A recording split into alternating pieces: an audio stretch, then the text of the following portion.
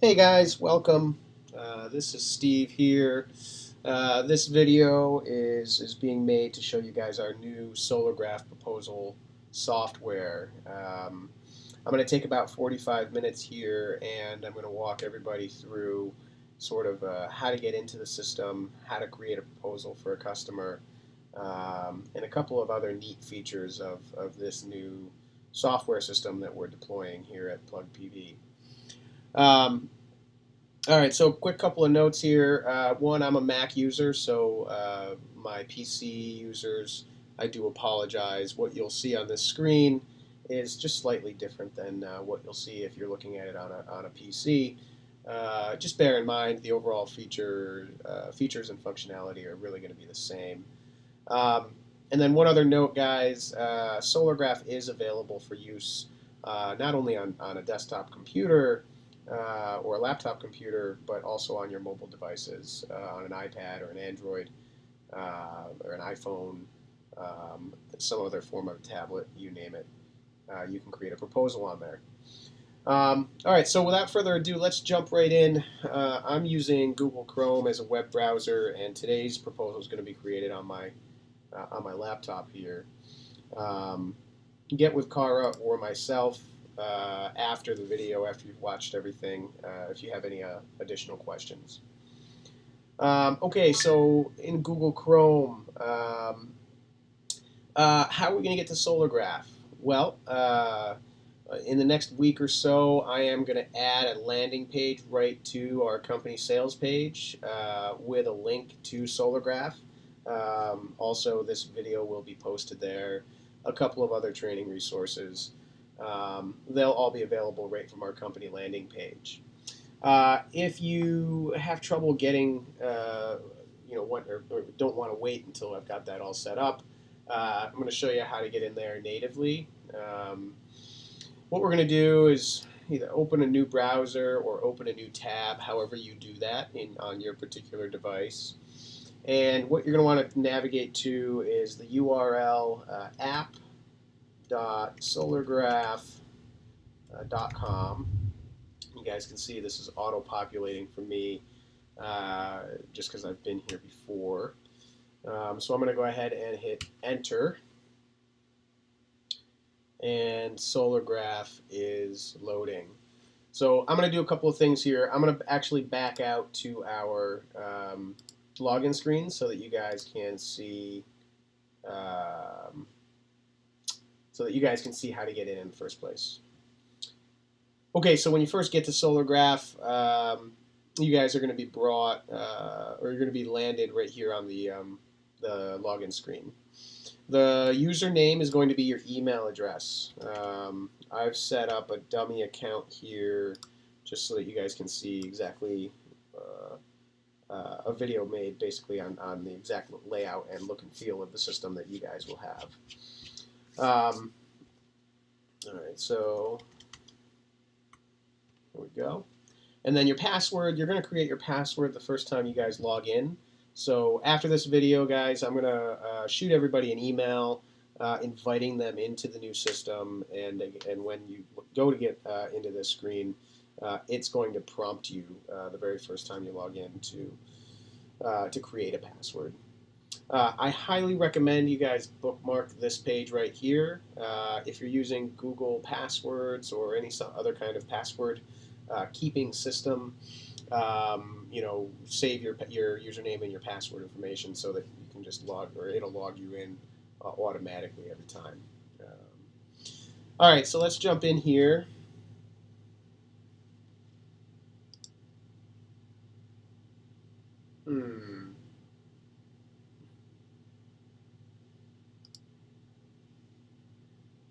Okay.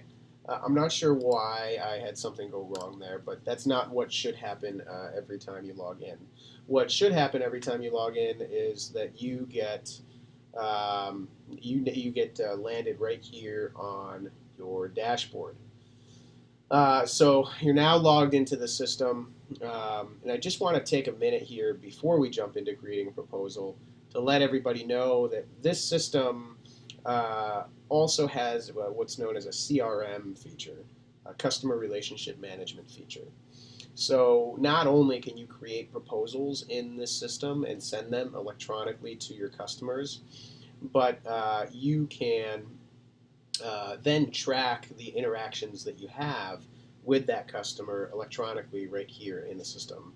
The system, for example, here it shows you how many quotes you've sent and how many quotes have been opened and viewed by your customers.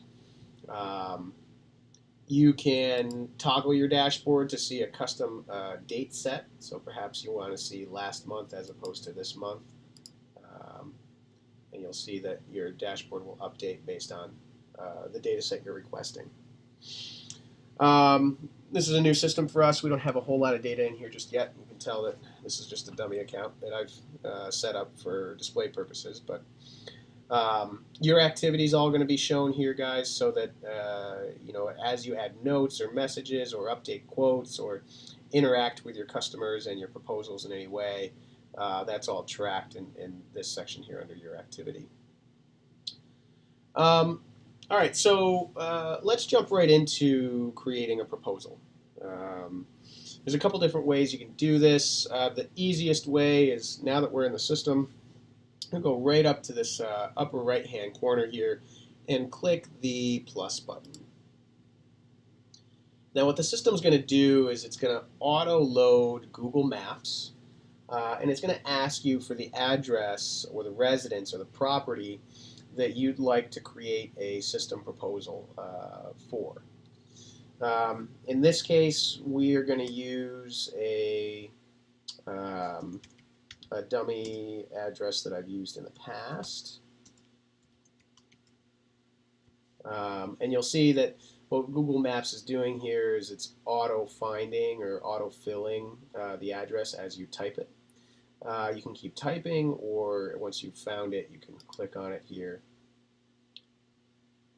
And now our map, our Google map, has located the address in question and placed this nice big blue pin over top of the roof of that residence. Now I can do a couple other things here. I can zoom in, I can zoom out. Perhaps that's not the correct residence. I can click on and drag this pin to the house that is the correct residence. I happen to know that we had it right the first time, so I'm going to bring my pin back. The map, as I drop my pin, will center on wherever you put that pin last. And here, everything looks pretty good for me to take that next step. So obviously this instruction says put the pin on the roof and click on Create Project. Create Project is this button right here. Just says Create Project. It's a nice big blue button. So when we click that, the system is going to do a couple things. It's going to bring you to a screen that allows you to input the single most important piece of information that you need in order to create an accurate proposal for a customer. The average monthly bill or the average monthly usage in kilowatt hours. While we're thinking about that, the other thing that's happening is the system is rendering an image of the roof of the residence that you centered your pin on. At this stage, if the rendering or the image is not accurate in some way, you can use these arrows to shift left, right, up or down on the map to center or reposition your image. You do have the ability as well to change from Google Maps to Bing Maps if you so choose. You can reload the image. You can zoom in or zoom out just by using this slider. For most of our proposals, we're going to be automatically toggled on to residential. There is the option to design commercial if you want. Obviously, some of the calculations and the algorithms in the background, they're going to operate a little bit differently for commercial projects. So if you have questions about commercial, we'll treat those as one-off, teaching or coaching lessons in the future. Just get with Cara or myself. Today's example, of course, is a residence. And I happen to know that this customer has a relatively low monthly electric bill at about $45. Now notice when I typed in $45 here, what the system did is automatically found that customer's usage. And that's because this system has associated in the background this customer's zip code with the utility company that covers that zip code or has service in that zip code, and has assigned a kilowatt hour per kilowatt hour value or cost of electricity based on that utility. So we can do this one way or the other way. If we know that on average our customer is consuming about 500 kilowatt hours each month, we can type that in, and that's going to come back and tell us that their average monthly bill is $65. Or again, the other way around, if we know their monthly bill is $45, we can have the system return how many kilowatt hours that is that they're consuming. So it's your choice. We just need one of these pieces of information in order to get started. So here we've got that entered. As we scroll down the page, I'm now ready to create the project.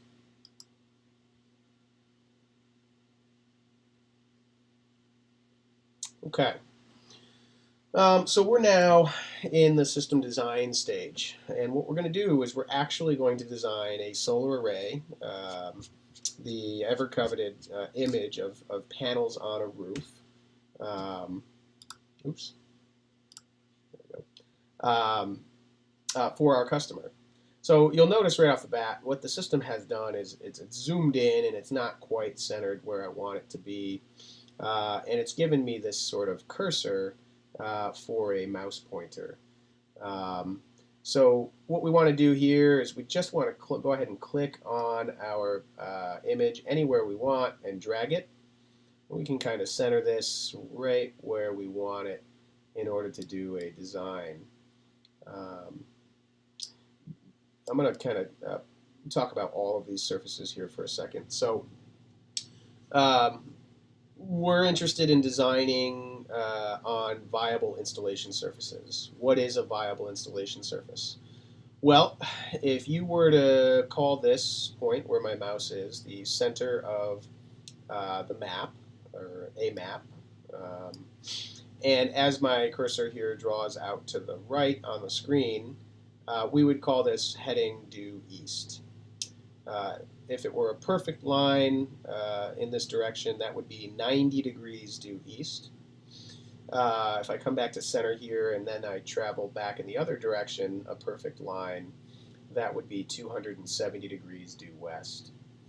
And of course, if I come back to center here and I draw a perfect line down vertically, this would be 180 degrees due south. Now, of course, my hand is not super steady, but you guys get the idea. A viable installation surface is an installation surface that exists with a heading or an azimuth or a direction that surface faces somewhere less than 270 degrees, but not less than 90 degrees. So anywhere in this southern hemisphere. Anything over 270 and up into this upper hemisphere here, and then over past 0 and then on up to 90, those are all what's considered a north-facing roof surface. And those surfaces do not actually receive sunlight, direct sunlight, at any point throughout the course of the year. So as we're looking at our image of our roof here, what we know just by looking at it right off the bat is this big, large, open, flat surface here obviously faces close to south. And this extension of that gable roof here off to the left of that surface faces about the same direction. Now, as we hop over the ridge of the roof and onto this surface, we are now north-facing. So in this case, we're looking to avoid panels anywhere on this north-facing surface, as they won't produce throughout the year, whereas panels on these surfaces facing south will produce throughout the year. And then one could argue potentially that the porch roof here out in the front of the house, it might be due east. It's a little bit north of due east, and probably not a surface we're interested in just for the sheer lack of space for panels. So what I'm going to do is let me reposition this here. Again, I'm just going to click and drag my map and get this about centered here so we can start drawing. Okay, so the reason the system gave us a cursor in the first place was just so that we can start drawing an array. The way we do that is to click the four corners of the roof that we would like to design on.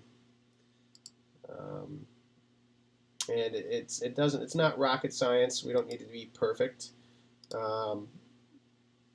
We just want to try and get some parallel lines and create the rectangle that our array will go in.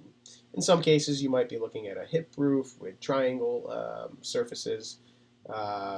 Essentially, you just want to try and get your array footprint to fit inside the roof footprint, if you will. Now, you'll notice that once I clicked that fourth corner, what the system did is it went ahead and it populated an array inside the footprint that I just drew. And more than that, it popped up this menu on the left-hand side of our screen, and it's telling us a few things. One, it has just designed for us a 15-panel system. Those panels face 169 degrees due south, so we're just 11 degrees shy of perfect, right, 180 degrees. And this is a handy tool. It also tells us that this system, without factoring in for any shading information that we're going to give it or any changes we're going to make, in ideal conditions, this would produce, 5.7 kilowatt, 5,700 kilowatt hours a year. And that's about an offset of 137% based on the $45 a month on average that this customer is currently paying for electricity.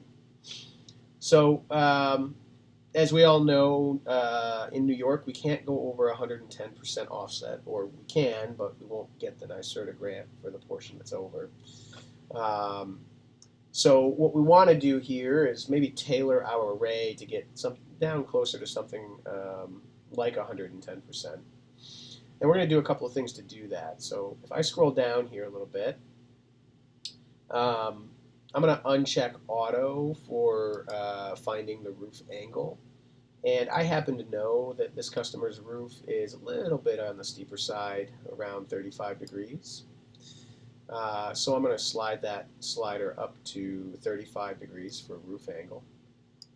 And you'll notice that as I did that, it resized our panels slightly because we are, to the naked eye, looking down with an aerial view of our array.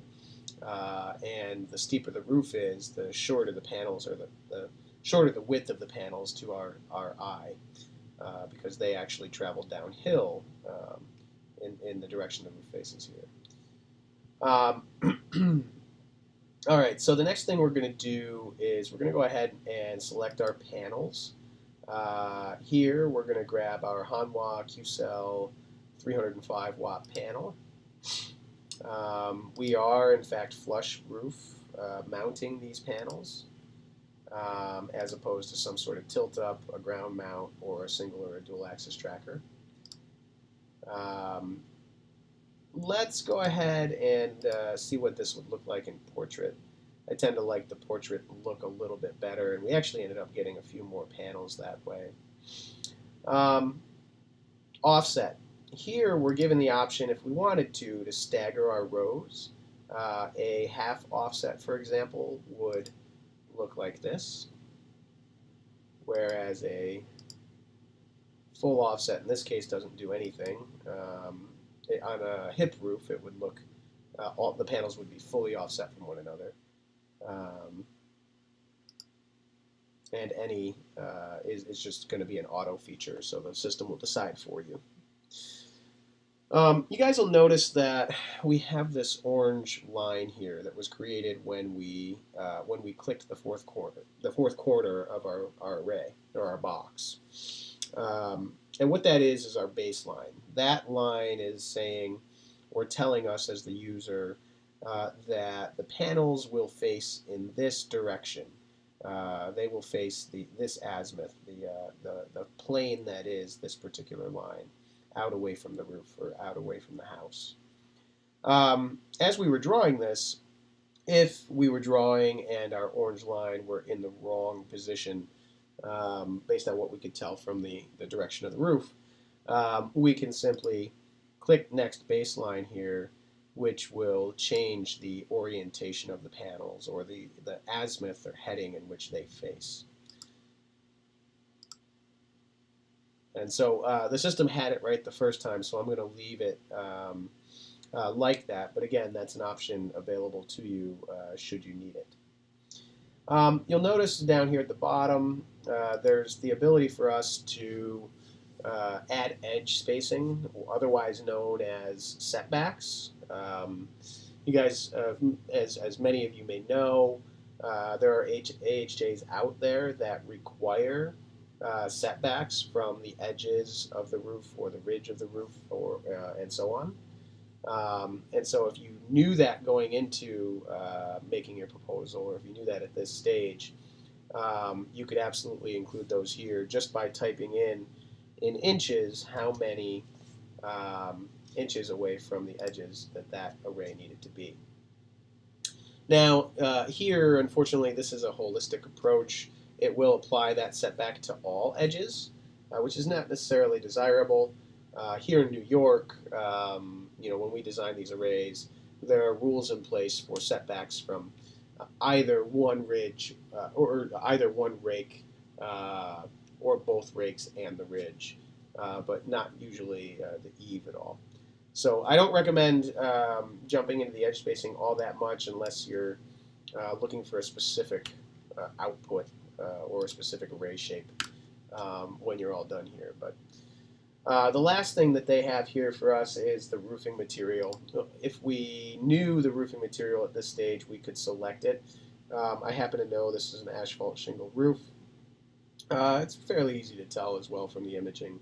But if we knew it were metal, we could select metal. If we knew it were rolled asphalt, we could select that, and so on. So I'm going to leave this as asphalt shingle.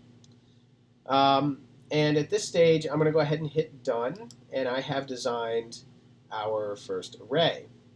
Now, you guys will recall that this array offsets our customer's bill by something around 147%. So we certainly have, I think, too many panels here.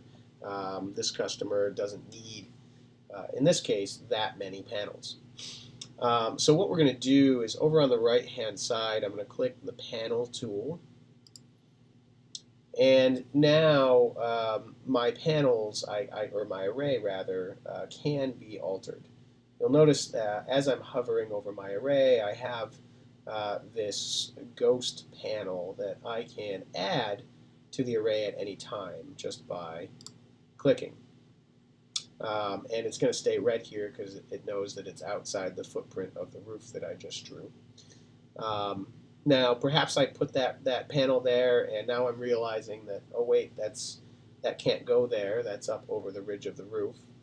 I can do a couple of things. I can click on it and just hit delete, or I do have the lovely undo and redo buttons here on the right-hand side. So whatever I just did can be undone, and it can be redone. So I'm going to get rid of that panel there. The other thing is we started this exercise with the common goal here of getting this customer back down to something around 110%. So let's get rid of a few panels here. And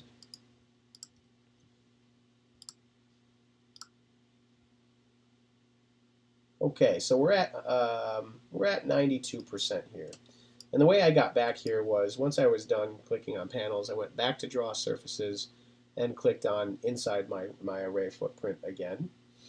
And I think what I did here was I took too many panels away. So what I'd like to do is let's go back to Panel Tool. Let's add back that panel and perhaps that panel. Let's go to Draw Surfaces and check on our array again here. And we're about good. We're right where we want to be. In this case, this customer, by putting 12 panels on their roof, would offset their utility bill by 110%. So I'm going to hit Done here. And I'm happy with the roof. If I wanted to, I could click Draw Surfaces and just start clicking the four corners of these additional arrays or additional roof surfaces. I'm not going to do that. I'm just going to save this drawing. And now I have two options. The system says I can go to the proposal that has just been created for this customer, or I can go to the project page. I would recommend for anyone new to the system, at this stage, go right to the proposal. The other thing you can do if you need to is return to your drawing. Perhaps you had an aha moment at this stage and said, oops, I wanted to add some panels here or panels there. You could click Return to Drawing and you'd just be right back here at the drawing stage. But I recommend that as our next step that we go right to our proposal. And you'll notice that a new tab is going to open.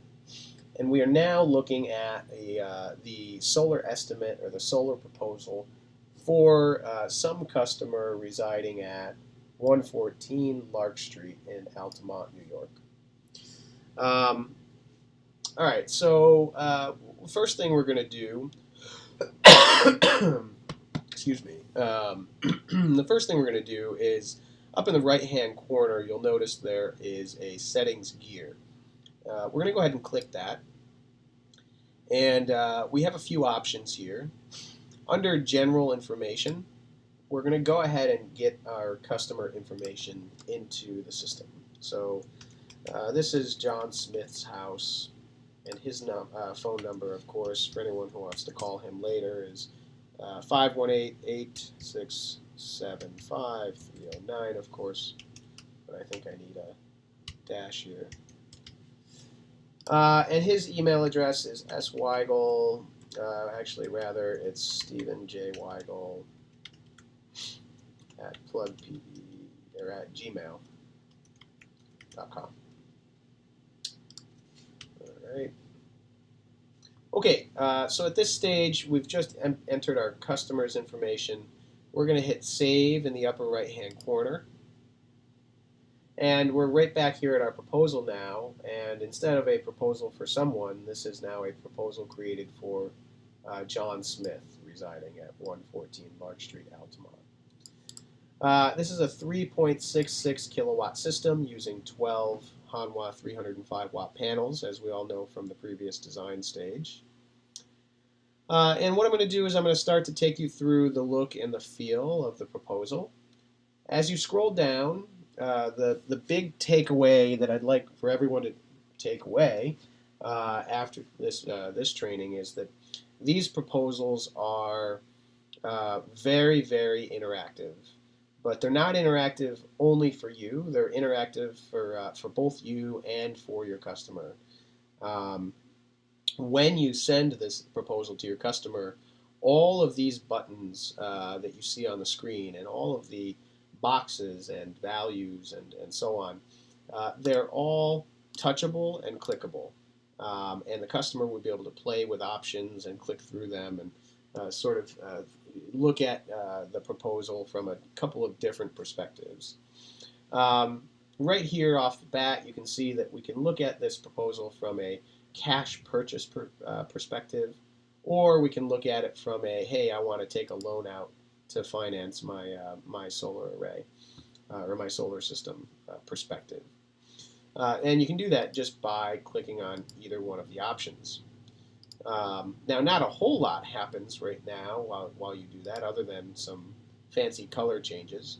But what does happen is down the page a little further, our graph in our values and our information output will change slightly. So here we see it for cash, but if the customer is interested in talking about loans, here we see a couple of different things for loans.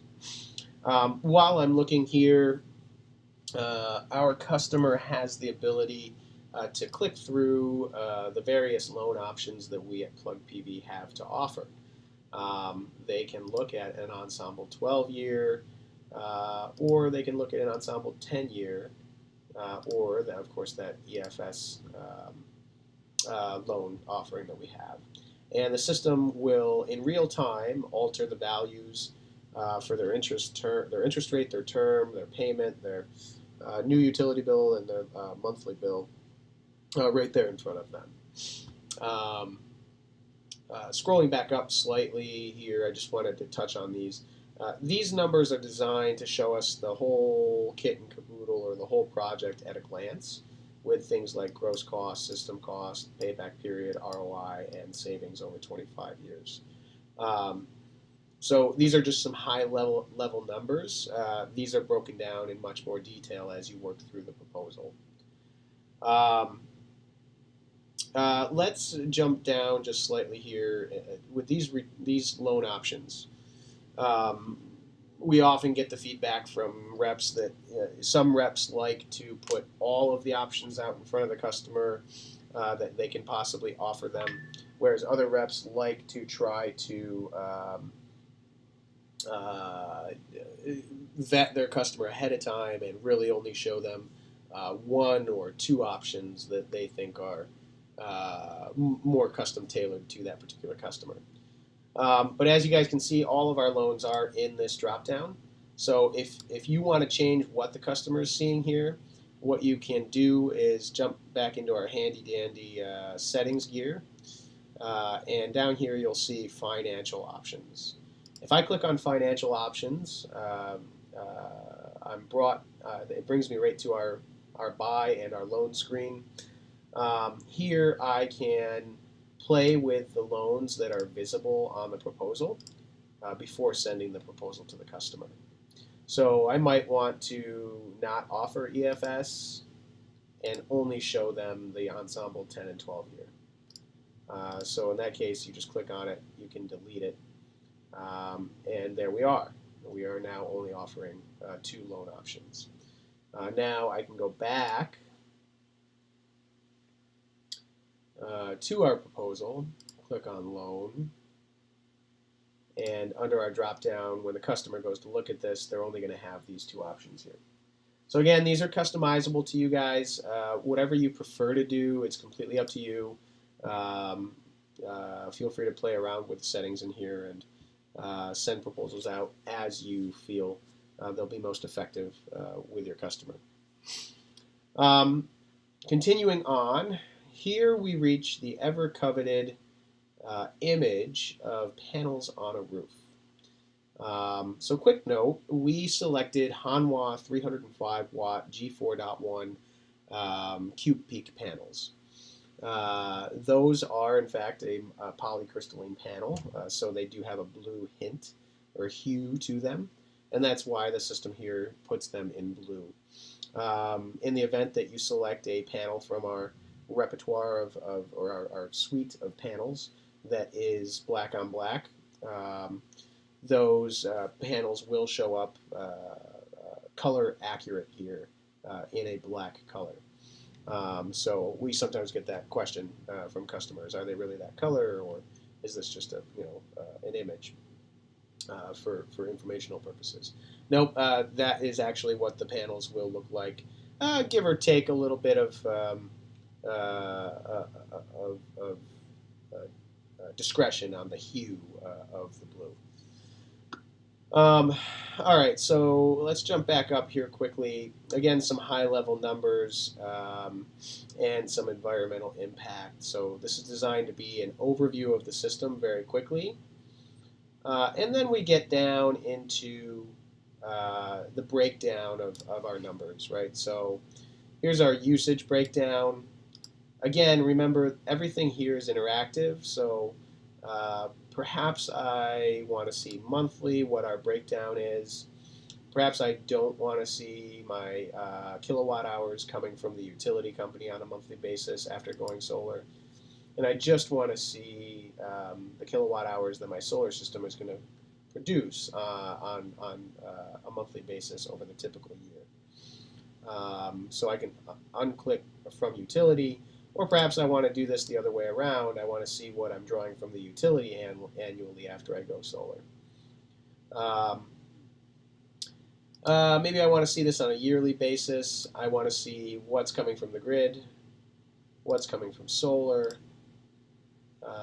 Again, these are all clickable, and the customer can click through at their leisure and sort of paint their own picture, if you will. There's a show savings button here that will give you a new drop down with cash flow tables. These are sort of neat. You can look at the 25-year life cycle of the system.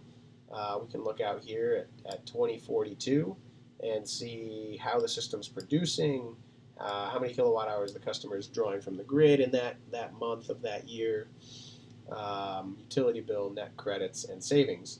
And what's neat about each of these values in here is that the system will tell you exactly how they are calculated. So if there's ever a question, hey, how did you decide the system was going to produce this amount in January of 2042? Well, the system knows that panel degradation is built into the specs on that particular panel, and it's doing a calculation on the back end to show you that value. So again, the customer can play with all of this information, or they don't need to. It's completely up to them.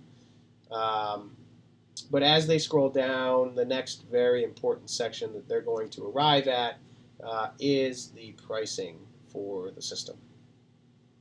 So by default, the system is right now showing us a built-in 5 cent a watt discount.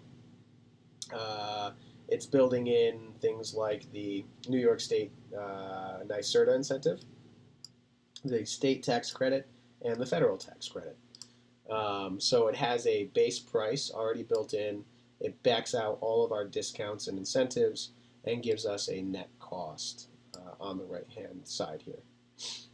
You've got gross cost, and then you've got net cost after incentives. So a couple of things here. I would recommend as you guys get really familiar with the system, you're going to go right to that proposal after creating the design, and you're probably going to come right here to pricing, first thing right off the bat, and you're going to jump right into your settings gear, click on pricing, and you're going to kind of tailor this proposal pricing to this particular customer or whatever your selling style is, or whatever your base pricing is. You're going to start to reverse engineer this here a little bit and clean it up. So everyone here at PlugPV is given a base price per watt when they come on board, and that is the amount of money that the company gets when a project is signed. Everyone's a little bit different. Some people like to try to lead high and work their way down from there. Some people like to show their best foot forward on pricing right up off the bat if they have a customer that they know will respond to that. So for conversational purposes today, I'm just going to arbitrarily sell this particular system at $2.80 a watt. And you'll notice here that I have the option to show that price per watt right on the proposal. I'll throw that on there so you guys can see what it looks like. And when I did that, when I changed this to $2.80 a watt, the project price calculated right there for me. That's our total system cost, $10,248. Um, oops, I think I lost my 280 here. There we go.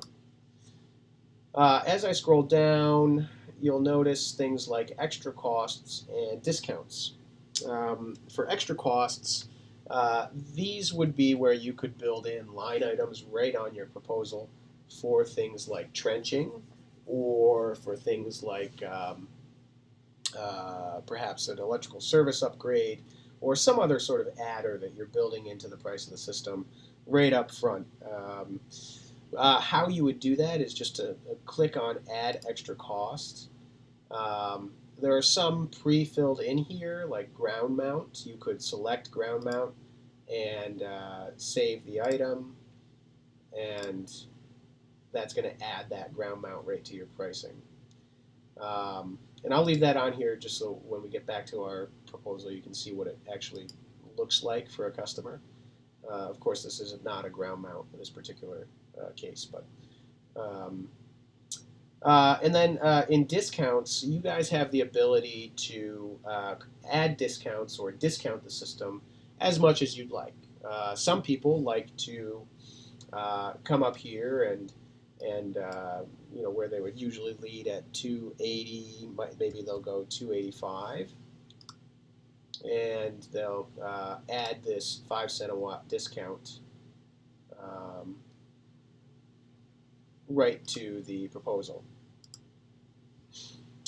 So if I hit save here now, I've added a ground mount and a 5 cent a watt discount.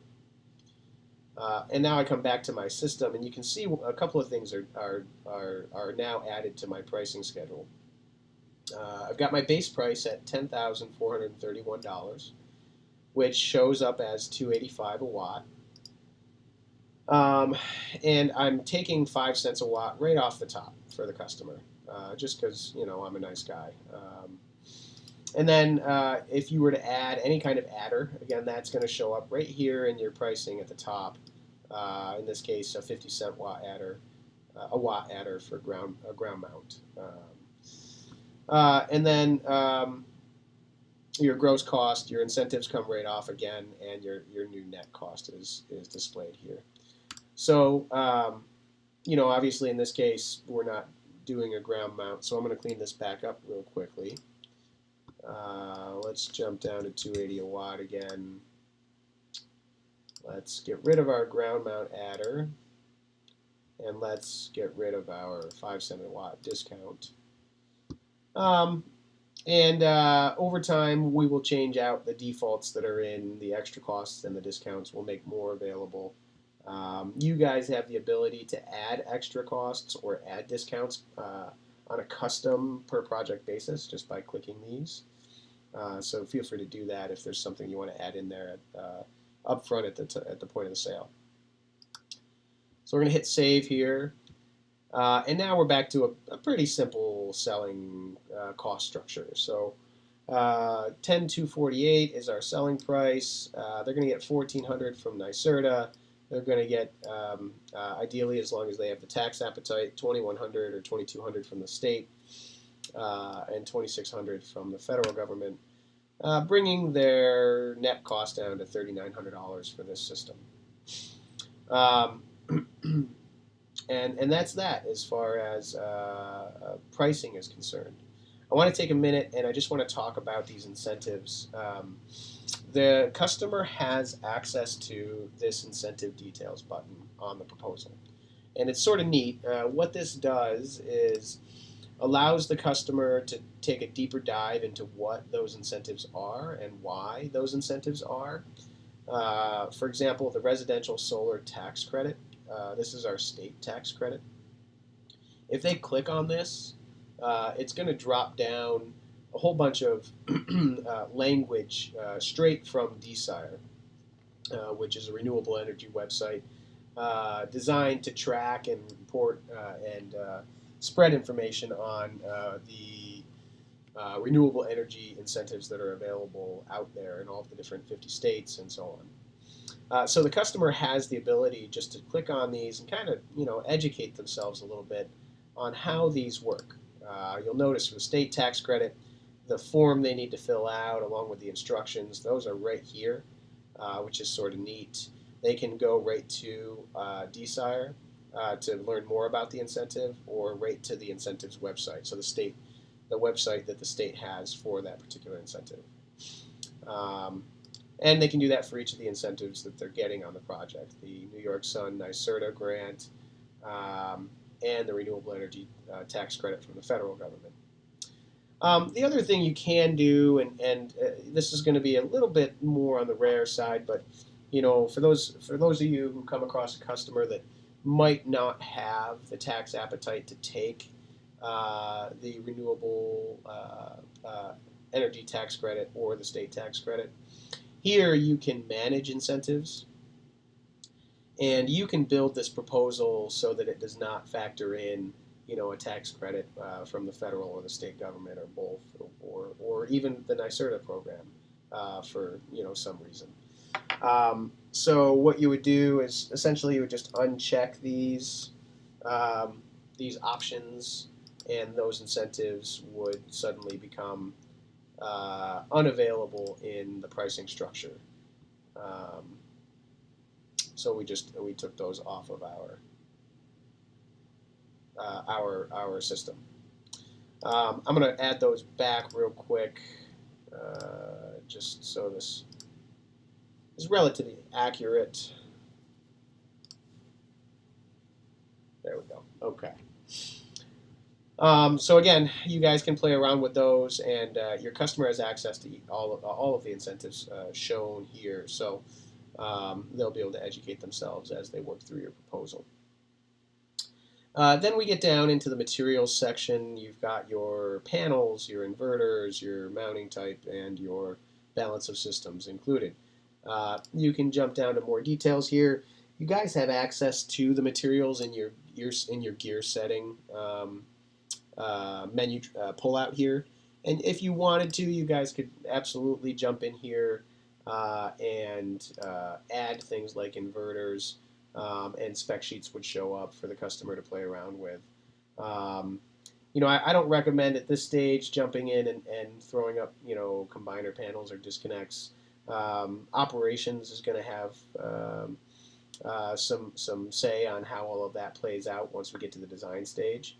But if you wanted to throw panels, inverters, and racking in there, you absolutely can. The other thing here that's in the materials section is your losses, your system losses.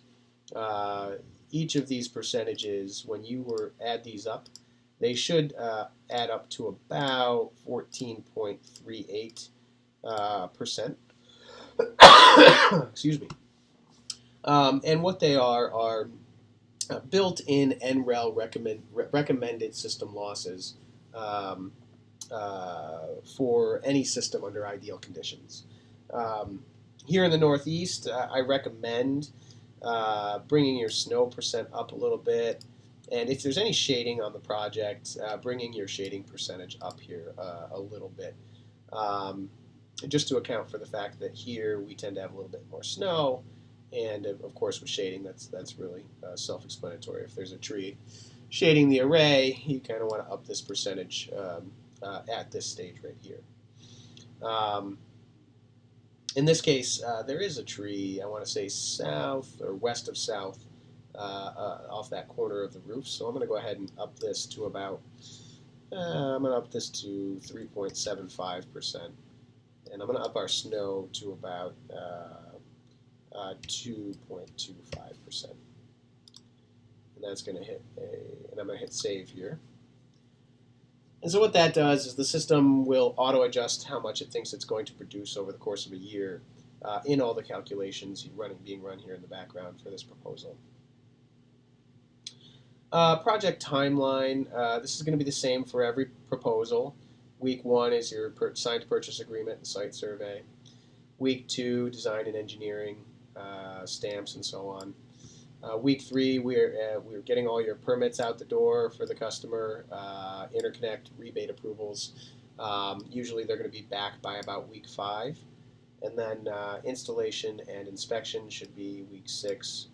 And by about week 7 or 8, we're going to be powering that system on because we'll have final approval back from the utility, ideally. So that's the typical project life cycle, and that'll remain the same on every proposal. As we scroll down here, your customer will get to a point where they have a few options. They can either book a meeting with you by clicking this button, and that'll notify you that they're requesting a time to meet. They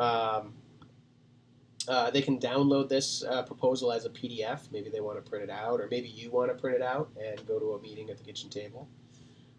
They can click, you know what, I want to move forward. They can agree to our terms and conditions here, and they can sign right here in the signature box. The other thing they can do is they can download a blank copy of our contract. So what this is our residential solar purchase agreement. It's a blank copy, and the idea is just to get our terms and conditions, our warranties, all of that good stuff out in front of our customers right up front. For the time being, we are going to be requiring that our solar consultants, upon having a customer say they'd like to move forward, and even if they sign here in the customer box, we are still going to have our solar consultants take a copy of the purchase agreement, fill it out, prep it, and have the customer sign that physical copy in order to move the project forward. So just keep that in mind. A copy of the contract is right here if you guys need it. Okay. And that's pretty much it, guys. So that is the new system proposal. And what we've done is we've worked through it. We've tailored a couple of things, pricing primarily, and we're now ready to send our customer this quote. So what we're gonna do is we're gonna hit send quote here under our settings, and it's gonna pull in the customer information that we filled out, and it's gonna show you exactly what the email is going to say when the customer gets their quote. And this is all customizable. You guys are welcome to change these messaging or the messaging in the body of that email as you see fit. The word client here, just a quick note, this is a tag. It will put the customer's name in there, so don't change client. So at this point, I'm going to go ahead and send this, and then I'm going to shift gears a little bit over to my inbox so that I can show you what is received when you send one of these. Okay, so let me just jump into Gmail real quick.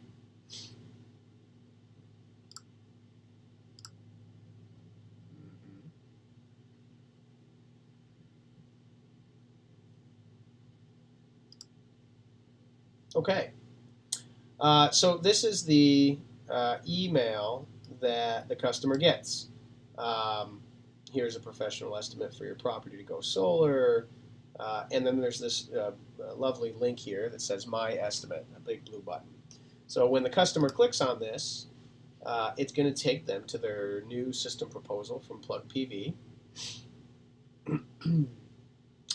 And here we are. We're looking at a proposal for a 3.66 kilowatt solar project created for John Smith at 114 Lark Street. The primary difference, guys, between what we were just looking at on our end and what me, the customer, what I'm looking at now, is just that the settings gear in the upper right-hand corner is gone, meaning that this is just a static version of the quote that we sent them. And me as the customer, I can click through things. I can look at a 10-year versus a 12-year. I can kind of get an idea of how it's going to look and what the numbers are going to look like, the breakdowns. Again, this is all interactive, however I'd like to look at it.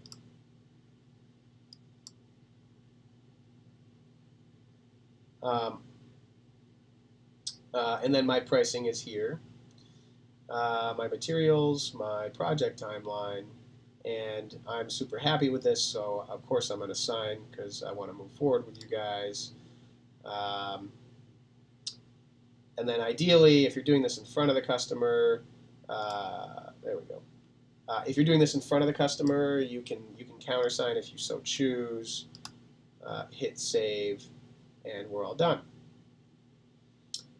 At that stage, of course, you would want to get a PlugPV purchase agreement all prepped and signed by the customer. Okay, so that's the system proposal. What I'd like to do is I'm going to jump over to manage the project. So let me just get rid of some of these tabs here. We'll go back to where we were when we sent our quote. And here we've got our settings gear back again. We're going to click on that, and we're going to go to the first option, which is Manage Project. So now what we've done by creating this project in the first place is we've created a project record page, and we're looking at it right now. Again, we have the ability to alter our proposal any which way we want with new pricing and new materials, utility settings, financial options, etc. We also have the ability to turn on or off SMS notifications and email notifications. Things like when the client opens the proposal, we could get an email letting us know that happened, or a text message letting us know that happened. If you want to track some notes on the project, John got back to me, wants to meet Friday. So what we've got here is just a little message tracker to yourself, right? So you can scroll through these over time and just see the evolution of the project and the discussion that was taking place. These are just notes for your own personal records. You can add project files here. Good things to have here would be pictures of the main service panel, pictures of the roof, pictures of the structural, the attic, pictures of or copies of the utility bill. Those are all going to be really helpful or handy to throw in here so that you keep track of them. And then, of course, from our project page, we can open our drawing up here in the right-hand corner, or we can preview the quote, or we can send the quote again. And so that's pretty much it. Let me just back out quickly here. You guys have access to your dashboard, all the projects. You do have access to SolarGraf support. They're on call if you guys have any questions or problems getting into the system and using it. I'm happy to help you guys along, and Cara is happy to help you guys along as well. So you guys have a good support network. And then, of course, you can log out right here. As you're looking at your projects, you can filter through them, so new projects, sent projects, viewed projects, and so on. And then, of course, if you wanted to, for those guys out there, for all my guys that like Excel, you can download all the projects in your system if you're doing any kind of tracking or analysis or anything like that. That's available to you as well. All right, so this has been an introduction to SolarGraf proposals. Again, Cara and I are happy to go over any questions that you guys have and address maybe anything that we didn't get a chance to really delve or do a deep dive into here on this video. So I encourage you guys to reach out. Just one last note about the system. Everyone here has access to it. If you're onboarded and partnered with PlugPV, you have access to the SolarGraf platform.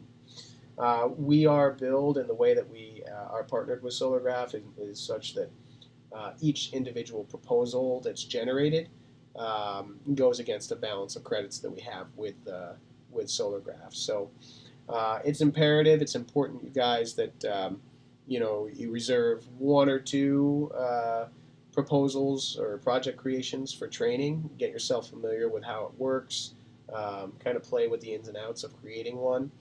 And then from there, just try to make sure or ensure that your proposals that you're creating are in fact getting in front of customers. We want to make sure that we're fully utilizing the best way possible each one of these proposals that we're creating. So with that, I'm going to sign off, and I wish you guys all the best luck out there with our new proposal software.